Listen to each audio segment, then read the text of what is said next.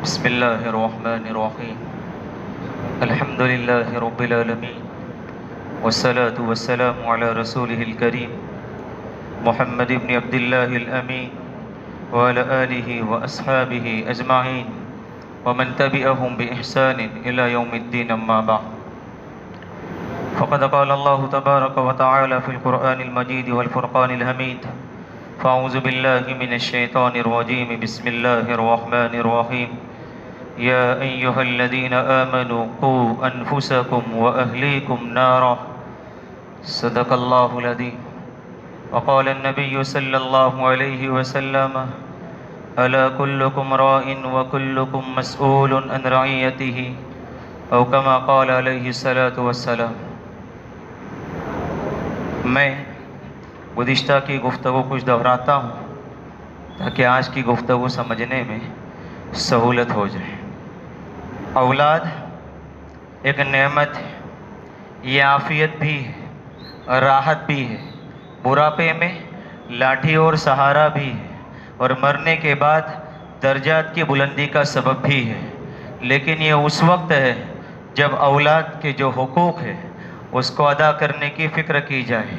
अगर आदमी, चूँकि औलाद एक नेमत है, उलमा ने लिखा अल्लाह ने जो भी नेमत दी है उसके हुकूक बयान किए हैं, उसके इस्तेमाल का तरीक़ा बयान किया है।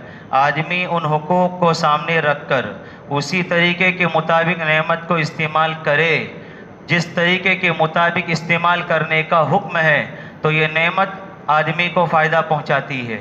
ऐसे ही औलाद एक नेमत है, उसके अपने हुकूक है।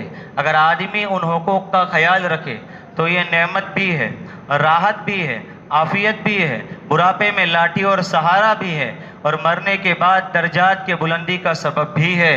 और अगर इस औलाद के हुकूक का ख्याल न रखा गया, उसके लाड़ प्यार में और उसकी मोहब्बत में उसके हुकूक की अदायगी से अगर गफलत बरती गई तो ये मुसीबत भी है, परेशानी भी है, बदनामी का ज़रिया भी है और बुढ़ापे में लाठी और सहारा नहीं बल्कि जहर साबित होने वाली है और वालिदैन को रुलाने का एक ज़रिया बनने वाली है। और कल क़यामत के दिन मेरी और आपकी गिरफ्तारी का भी सबब यही औलाद बनने वाली है अगर उसके हुकूक से कोताही बरती गई तो। मैंने इब्तिदाई बातें कुछ बयान की थी। औलाद के बुनियादी हुकूक में एक अहम हक़ जो वालिदैन के ज़िम्मे है वो ये है कि उसके जब वो पैदा हो जाए तो अच्छे नाम का इंतखाब किया जाए। मैं इस पर गुफ्तगू कर चुका हूँ। इसमें उम्मत बहुत गफलत से काम लेती है।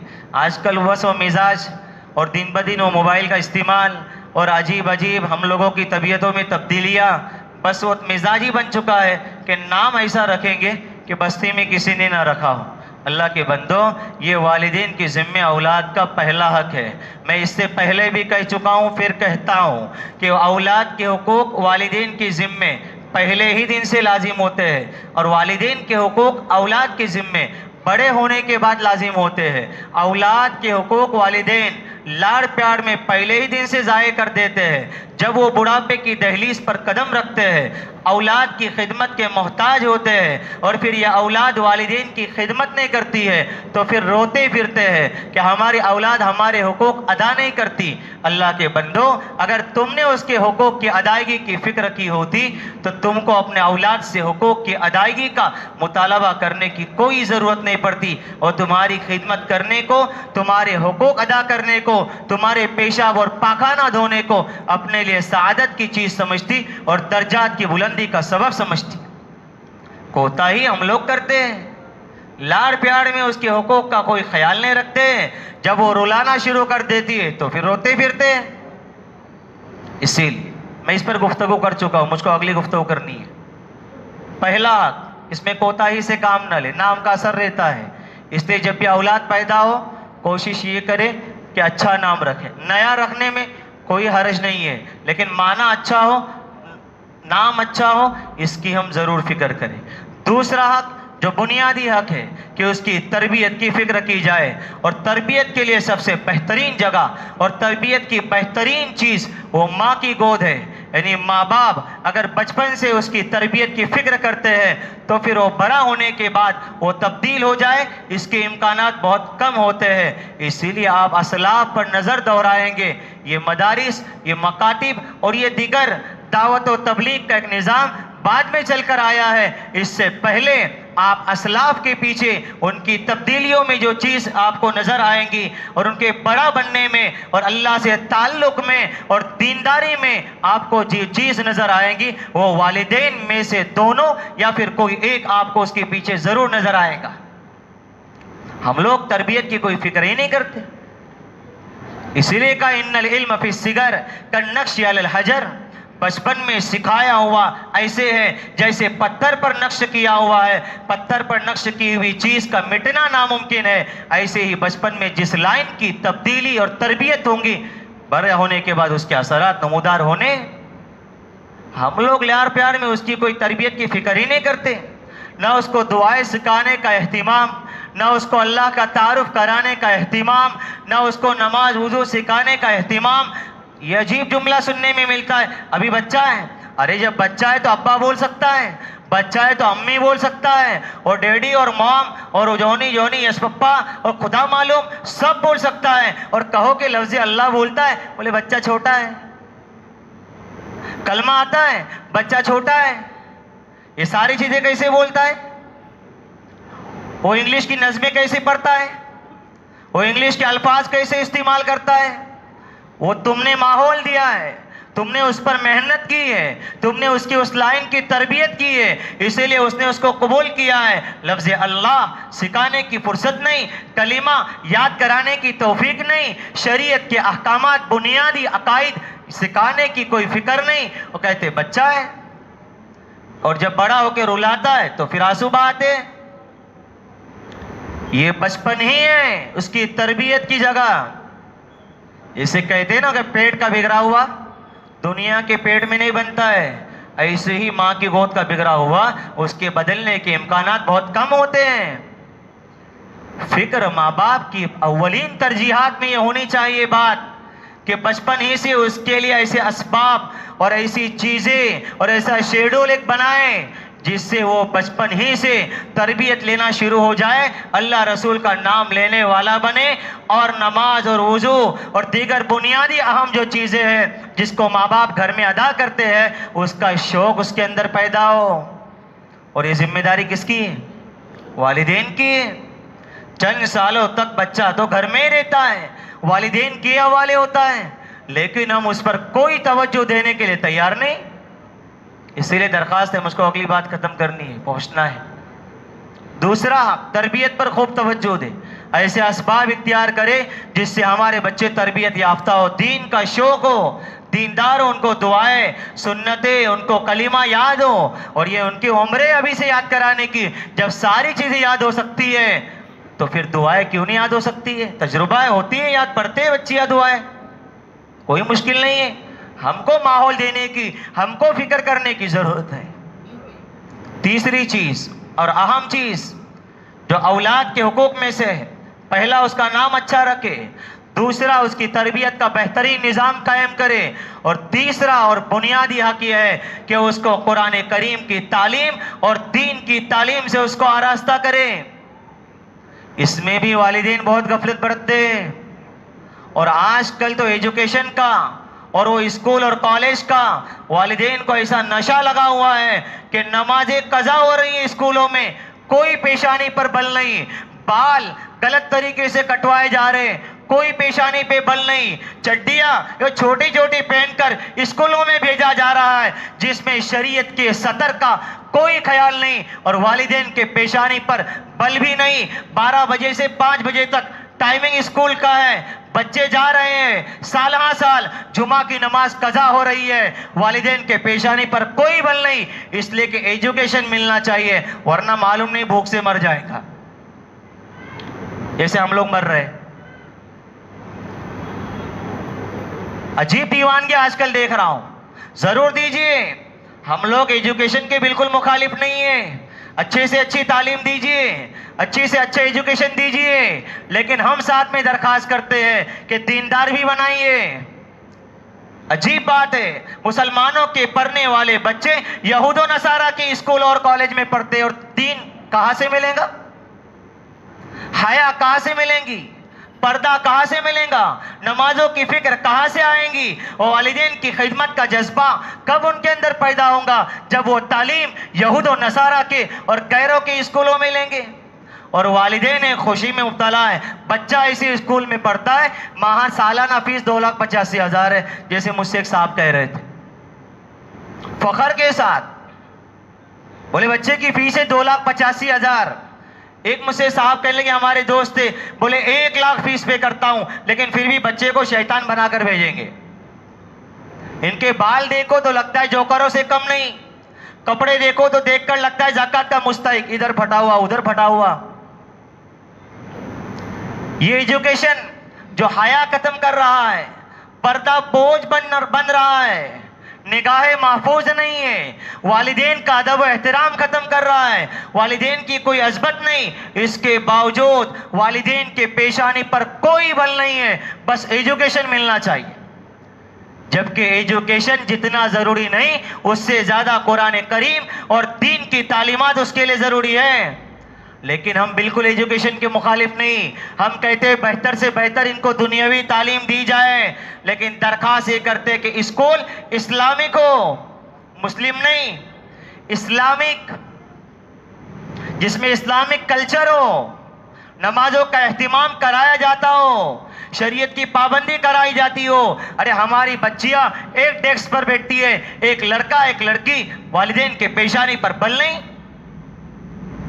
हया खत्म की जा रही है, पर्दा उतारा जा रहा है, लेकिन इसके बावजूद एजुकेशन मिलना चाहिए। दे दो प्यारो, दे दो, एजुकेशन दो, लेकिन इतनी गफलत दीनदारी से। अरे ऐसे स्कूलों में एडमिशन क्यों हमारे बच्चों का, जहां हमारी नमाजें कज़ा हो रही है, जुमा की नमाज कज़ा हो रही है, 12 बजे बच्चा जाता है, 5 बजे आता है, साल भर जुमा की नमाज कज़ा, जोहर असर तो हो ही रही है, और वालिदैन के पेशानी पे कोई बल नहीं है। एजुकेशन मिलना चाहिए। अरे प्यारो कुछ तो तवज्जो दो, अरे अपने बस्ती के स्कूलों को मजबूत करो। क्या ये दीन नहीं है? दीन नहीं है? किसी अल्लाह के बंदे ने हाल ही में एक बात कही, 4% बच्चे मदारिस का रुख करते हैं, 96% बच्चे मुसलमानों के स्कूलों का रुख करते हैं। मुसलमानों को जितनी तवज्जो मदारिस पर देने की ज़रूरत है, उससे ज़्यादा स्कूलों पर देने की ज़रूरत है, खुसूसन उलमा को। क्या वो दीन नहीं है? इतनी गफलत, बच्चा नमाज नहीं पढ़ रहा है, कोई फिक्र नहीं, वो कानों से जब ये आवाज टकराती है तो दिल जख्मी होता है कि जल्दी सो जा, सुबह उठना है, स्कूल जाना है, काश ये भी आवाज सुनाई देती, जल्दी सो जा, सुबह फजर की नमाज के लिए उठना है। ऐसा एजुकेशन का नशा। अरे मैं कहता हूं, जब 6 साल का बच्चा 6 बजे उठने के लिए तैयार, उसकी माँ उससे पहले उठने के लिए तैयार, उसका बैग तैयार, उसका टिफिन तैयार, उसको नहला के उसको तैयार, उसको कपड़े पहना कर तैयार, वैन आने से पहले खुद वो तैयार, सारे काम जब 6 साल का बच्चा उठकर कर सकता है, तो 15 साल का बच्चा फजर की नमाज को नहीं आ सकता है? क्या हमारे मोहल्ले के मसाजिद इतवार के दिन फजर की नमाज से भरे रहते हैं? हम सुलाते हैं, सो जा, आज छुट्टी का दिन है। अरे प्रैक्टिकली और अमली और जहनी उसको एक मैसेज और पैगाम दे रहे हैं, स्कूल जाना जरूरी है, फजर की नमाज को उठना जरूरी नहीं है, इसलिए कि वो खुद देख रहा है मेरी माँ मुझको 6 दिनों तक बराबर उठाती है, इतवार का दिन होता है तो सुलाती है, मालूम हुआ फजर जरूरी नहीं है, स्कूल जरूरी है। सही कहता हूं गलत कहता हूं? अजीब नशा चढ़ा हुआ है आजकल तो देखता हूं तो। स्कूलों को वक्त दो, कोई बात नहीं, अलग से ट्यूशन लगाओ, कोई बात नहीं, अच्छा दो एजुकेशन, क्या रश की बात है? अरे हम तो छोटा मुंह बड़ी बात, हम तो कहते IAS IPS बनाइए, जरूरत है एजुकेशन की मुसलमानों को, हम क्या मना करते हैं, लेकिन दरखास्त करते हैं कि दीनदार बनाइए। इसलिए कि अगर आपने साथ में दीन भी दिया है तो कितने भी बड़े पोस्ट पर चला जाए वो उस कुर्सी को छोड़कर अपने वालिदैन को बिठाने पर फख्र महसूस करेगा, इसलिए कि यही मेरे वालिदैन हैं जिन्होंने मुझको इस मकाम पर लेकर गए हैं। और अगर साथ में दीनदारी नहीं देंगे तो कभी ओहदे के नशे में, कभी जवानी के नशे में, कभी जॉब और पैसे के नशे में वालिदैन को छोड़ के चला जाता है। इसीलिए दरख्वास्त है, तीसरा और बुनियादी हक ये है कि उसके लिए कुरान करीम की और दीन की तालीम का बेहतरीन इंतजाम किया जाए। बच्चा छोटा है, मकतब की शक्ल है, बड़ा हो जाए मदरसा है, उससे बड़ा हो जाए तो सुभान अल्लाह, अल्लाह ने एक बेहतरीन काम जो हम लोगों को इस दौर में दिया है, दावत और तबलीग है। बच्चों को छुट्टी आ जाए तो उनकी जमात का निजाम बनाया जाए, बच्चे जब घर आ जाए तो उनकी कारगुजारी ली जाए। ये भी अजीब दुख रहा है, आने के बाद ये जरूर पूछते हैं होमवर्क क्या है, ये कभी नहीं पूछते कि नमाज पढ़ी कि नहीं पढ़ी। बस आखिरी गुजारिश, अल्लाह के वास्ते स्कूलों को अहमियत दो, अरे लेकिन दीन को भी तो दो, मकतब को दो, मदरसे को दो, दावत और तबलीग को दो।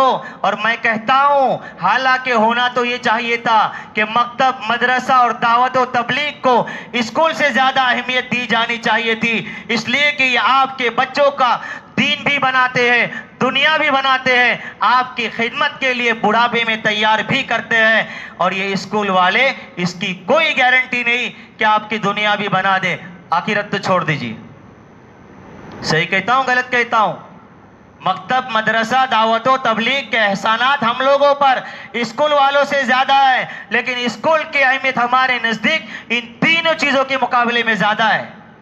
जरा स्कूल से आ जाए तो होमवर्क की फिक्र, होमवर्क नहीं हो गया तो ट्यूशन की फिक्र, तो नमाज की कब फिक्र, कुरान की कब फिक्र, नूरानी कायदे की कब फिक्र, शरीयत की पाबंदी की कब फिक्र।